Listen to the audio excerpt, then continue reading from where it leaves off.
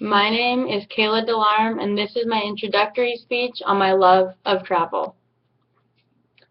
Time travel is supposed to only exist in science fiction movies and television shows, though I have been time traveling several times to ancient Rome, ancient Maya, medieval France, and many more.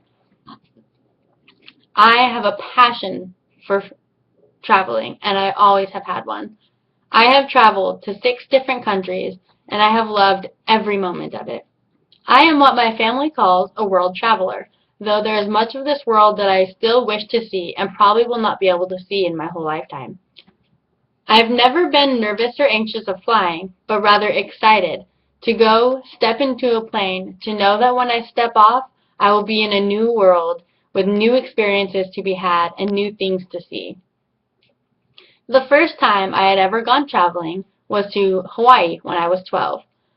Instead of being excited for the waves and the sun like the rest of my family, I was excited for new experiences, to explore the jungle and to do things that I've never done before.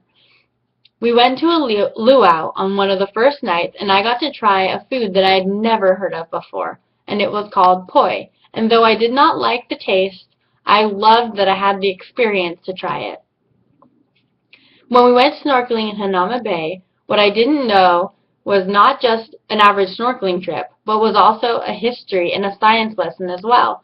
We got to learn about the volcanoes that created the islands that made a perfect ecosystem for these reefs and fish to live in. I was so excited to learn that we also had to hike down to the bay rather than just being right there. I got to see all kinds of plants and animals that were beautiful that I had never seen before in my life. I was also very excited to see Pearl Harbor, for I have learned about it in my history class before. I also got to see firsthand the aircraft carriers that were there that the oil is still leaking from, and get to hear experiences from people that were there when it happened. My next family vacation was to Mexico. Though it was more of a vacation of sun and beaches and relaxation, I convinced my family to go to Chichen Itza. Chichen Itza are these ancient Mayan ruins in the heart of Mexico. And though the tour group was too fast for my family with my mom and a broken leg, we read everything we could and got as much information as we could out of it. I was in awe when I saw the ginormous old pyramid that the Mayans had built, and the skulls on top of the arena didn't even bother me. I just wanted to know more and to know as much information out of this as I could. I was taken into a different world.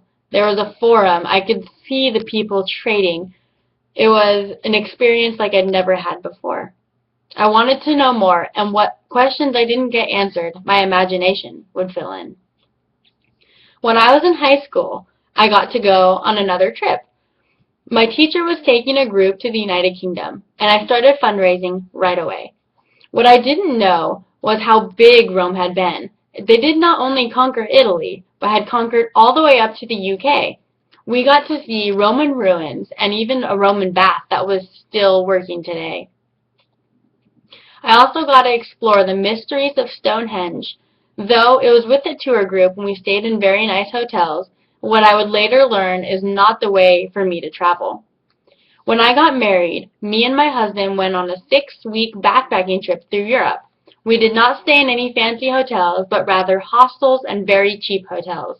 And we ate deli sandwiches for the majority of our meals. We got to see lots of museums and experience a lot of medieval history. We even got to walk on the walls of Carcassonne in France that are still intact today.